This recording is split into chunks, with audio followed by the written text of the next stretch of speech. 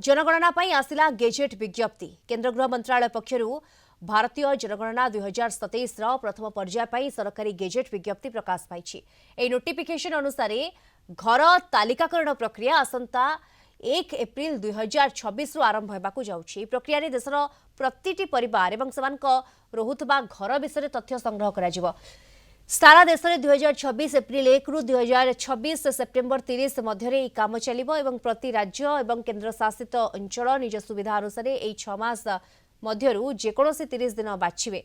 तेबे जो समय गणनाकारी माने आपण घर को आसिबे एथर सरकार एक नुआ सुविधा देइछंती एवं गणनाकारी घर को आसिबा पूर्व आपण चाहिए 15 दिन पूर्व निजे ऑनलाइन माध्यम निज घर तथ्य देई परिबे। अधिक सूचना पाई ए संपर्क में आम सहित जोड़ी होती आम सीनियर करेस्पोंडेंट प्रीतिकांत नायक जोड़ी होती। प्रीतिकांत, एप्रिल 1 रु ये आरंभ होब प्रक्रिया जहाँ गेजेट विज्ञप्ति प्रकाश पाई जनगणना पाई।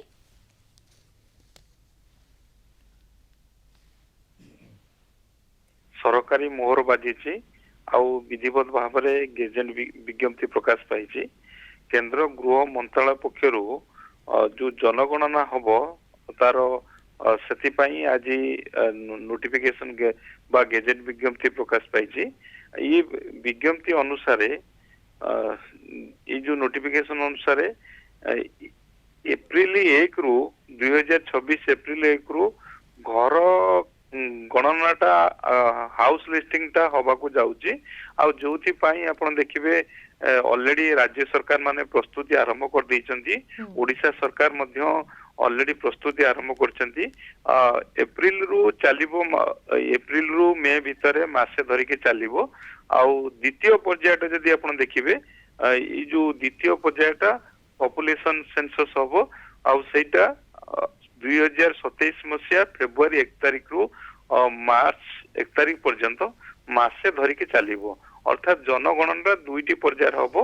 प्रथम पर्याय घर गणनाटा हबो। आउ से घर केते बखरा रही तार आसवाबपत्र सब घरे कौन रही घर मालिक चिन्हट हे ये सब फास्ट पेज रे जोटा कि एप्रिल 1 2026 रु आरंभ हम।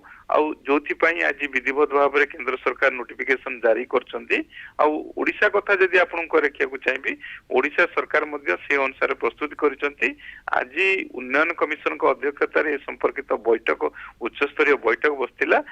खूब शीघ्र ओडिशा सरकार मध्य विधिवत भाव में विज्ञप्ति प्रकाश करिवे जे केते तारीख रु ए जो फास्ट फेज जनगणनार तारीख जनगणना आरंभ हम।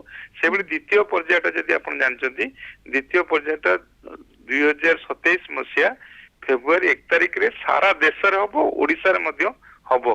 सेटा मासे धरि के चलिबो। आ पॉपुलेशन से समय जनगणना हबो। कारण एबे जो फास्ट पेज रे हबो एबे घर गणना हबो। घर मालिक चिन्हट हे एगुड़ा सब ऑनलाइन माध्यम रहबो आ डिजिटल माध्यम रहबो। आ जदि आपण देखिबे ओडिशा कथा आपण को रखिया को चाहिबी ए जनगणना पई लक्षाधिक कर्मचारी एथिरे शामिल हेबे।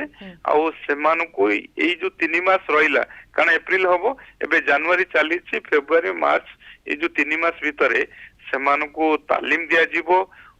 केमिति जो अधिकारी माने जनगणना अधिकारी माने शामिल हेबे घर घर जाइकी तथ्य संग्रह करिवे सेगुडी को डिजिटल माध्यम रे करा जीवो। ये समस्त तथ्य प्रस्तुति राज्य सरकार आरंभ कर दैचंती।